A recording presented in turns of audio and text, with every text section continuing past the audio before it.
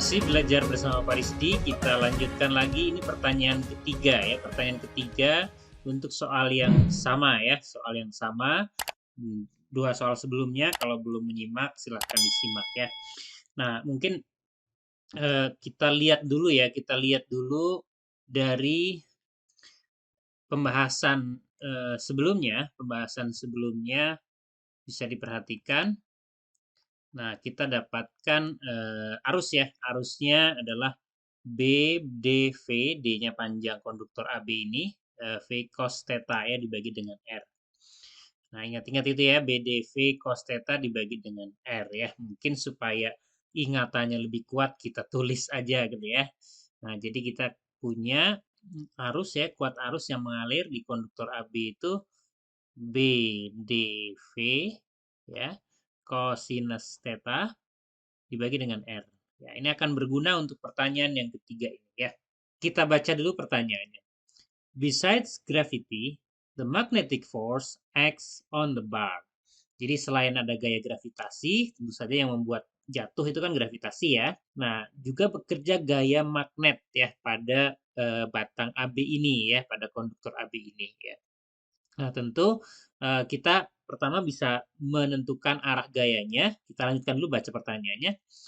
Find the correct formula for the component of this magnetic force along the inclined plane. Ya. Jadi yang diminta, hati-hati di sini sekali bacanya ya. Yang diminta adalah rumus untuk komponen gaya magnet yang sejajar bidang miring. Jadi bukan gaya magnetnya, tetapi komponen gaya magnet yang sejajar bidang miring ya. Nah, ini hati-hati ya. Nah, seperti yang tadi saya sebut di awal, kita cari dulu arah gaya magnetnya. Di video sebelumnya kita sudah bahas arusnya, tapi mungkin kalau ada yang belum sempat menyimak, saya review ulang sedikit bagaimana menentukan arah arusnya. Nah, ini konduktor ini akan jatuh ya, akan jatuh. Nah, sehingga luasnya bertambah. Jadi luas bertambah ya. Karena luas bertambah berarti fluksnya bertambah. Ingat prinsip Faraday, kalau fluks bertambah ya, akan muncul medan magnet induksi yang berlawanan ya kan untuk mengurangi pertambahannya tadi karena maunya tetap kan ya. Jadi B induksinya itu berlawanan dengan yang ada ya. Nah, gara-gara fluksnya bertambah. Berlawanan dengan yang ini arahnya vertikal ke atas, yang B yang hitam ini berarti medan magnet induksinya ke bawah ya. Ini B induksinya ke bawah. Nah, dengan aturan tangan kanan kita akan dapatkan nanti putaran arusnya itu begini ya. Jadi arusnya berarti dari B ke A. Nah, ini I-nya ya. Nah, sehingga kalau kita intip bagaimana misalnya maksudnya.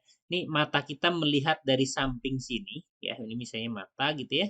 Nah, jadi kita akan melihat ada arus yang menuju ke mata ya, matanya di sini ujung A ya, diintip dari sebelah kiri. Kita akan gambar dua dimensi biar gampang menguraikan gayanya ya.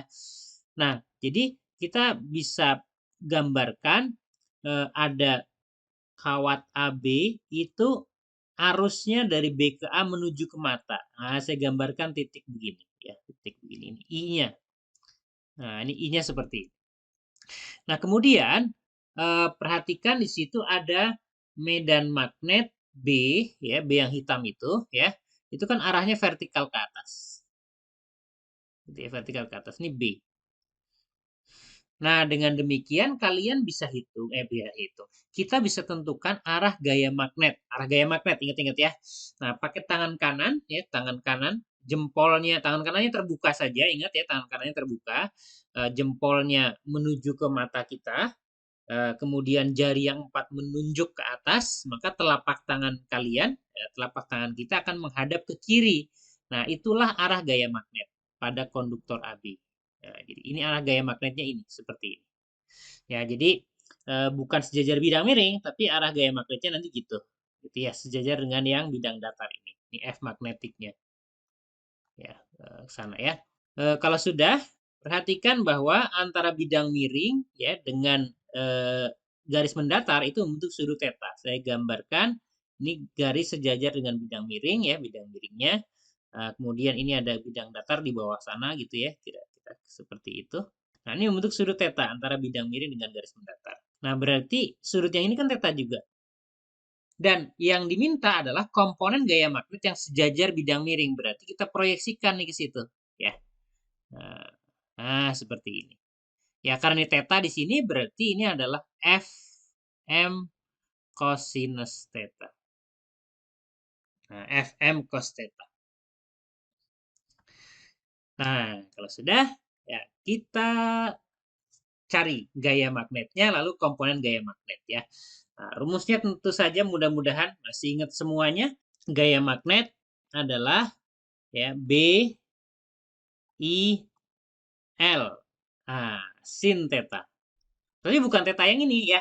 Tetanya itu adalah theta antara B dengan I ya, antara B dengan I ya. I-nya ke arah keluar bidang gambar yang hitam ini titik ya. Kemudian B-nya ke atas berarti tegak lurus. Berarti ini sin 90 derajat ya. Sama dengan B dikali I-nya dari pembahasan sebelumnya kita punya I-nya itu B dV cosinus theta. Ya. Per R. Nah, dikali dengan L. Nah, dapat dari situ sama dengan apa? B kuadrat, ya. Nah, lalu D kuadrat, ini L-nya itu D ya. Sorry, D saya ganti. Jadi ini D kuadrat jadinya ya. Dikali dengan V, dikali dengan cosinus theta. Ya. Dibagi dengan R. Nah, ini adalah gaya magnetnya. Sementara yang diminta adalah komponen gaya magnet yang sejajar bidang. Berarti yang ini nih, Fm cos ya. Kita sebut aja Fm ke arah sumbu X. Misalnya kita anggap ini sumbu X-nya gitu ya. Nah, gitu ya. Sumbu Y-nya yang tegak lurus bidang. Nah, berarti Fm yang sejajar bidang, saya sebut dengan Fmx itu kan, nah yang atas tuh komponen yang warna merah itu kan sama dengan Fm cosinus theta. Ya. Nah, dari sini udah langsung kita kalikan aja dengan cos theta. Jadi kita akan dapatkan B ya, B kuadrat dikali D kuadrat dikali dengan V dikali dengan cosinus kuadrat theta ya, dibagi dengan R ya. Dah. Nah, itu. Jawabannya yang mana? B kuadrat D kuadrat V cos kuadrat theta dibagi dengan R. Jadi jawabannya iya C ya. Mantap. Mudah-mudahan bisa dipahami, cukup menantang. Ini memang soalnya levelnya cukup tinggi ya. Masih ada 2 pertanyaan untuk soal yang sama ini ya. Kita tunggu di video berikutnya.